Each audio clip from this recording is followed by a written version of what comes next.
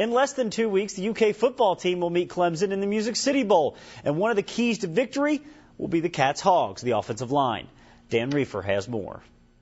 The best matchup in the Music City Bowl might be Kentucky's senior-led offensive line versus Clemson's stout defensive front. They're physical, they're strong. Oh, they're very talented. I mean, they got a lot of size in the interior, and they got a lot of speed on the edges. They're big, they're physical, they're fast. They kind of remind me a lot of a defensive line for an SEC team. It'll match up with almost anybody in the SEC. You know, I'm looking forward to the challenge. The Cats have been up to the challenge this season, averaging 193 yards rushing per game. That's the best ground attack UK has had in 14 years. It's our goal to be able to run the ball in any situation, and that's what's made us great. We just set out on a mission this year to work hard and, gain some respect. The respect can be seen in the rankings. Kentucky is among the top 25 in the nation in fewest sacks and tackles for a loss allowed. What's been the formula for success? Experience and depth, the experience of a lot of that depth as well. We're just a group of friends, man, brothers. But UK graduates 4 of the 5 starters on the offensive line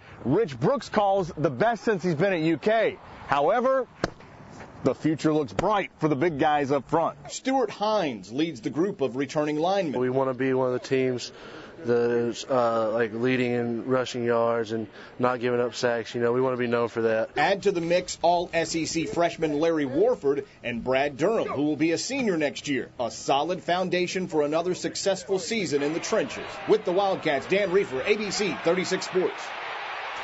Thank you, Dan. Well, so far this season, most of the talk for the UK basketball team has focused around John Wall, and rightfully so. But Eric Bledsoe has stepped up his game on Saturday against Indiana. He definitely showed that when he led the Cats with 23 points. For much of the season, Bledsoe has been nursing a sore ankle, but you have to hand it to him because he's been gutting it out.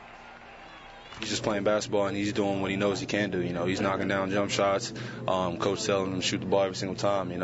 If he don't have a shot, drive and pass, or just play like you know how to play. Like he was playing early in practices this year. I'm just happy for him that he hadn't played with any kind of aggressiveness, any kind of assertiveness, almost a casual game at times in the last 2 weeks. Now, part of it was he's been injured. When he went up to dunk that ball, you don't understand how happy I was. And then I saw him limp.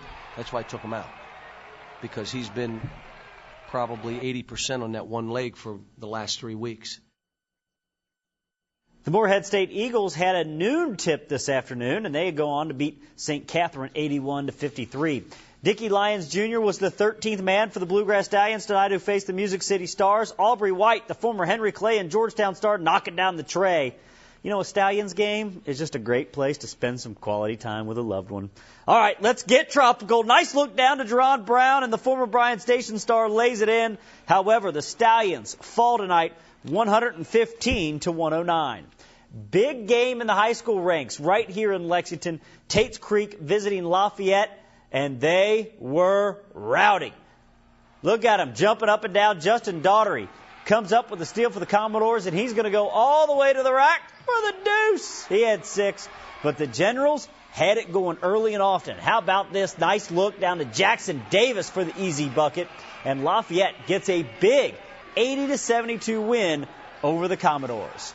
Congratulations to Boyle County's Larry French, who's been named Co-Coach of the Year by the Associated Press, an honor he shares with Fort Thomas Highlands head coach Dale Mueller. French brought the Rebels their 6th state championship on their way to an undefeated season.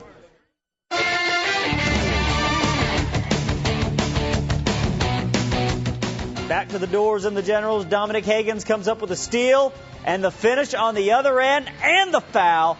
10 for Hagens. Lafayette wins, and this is our Jack Kane Ford Play of the Day.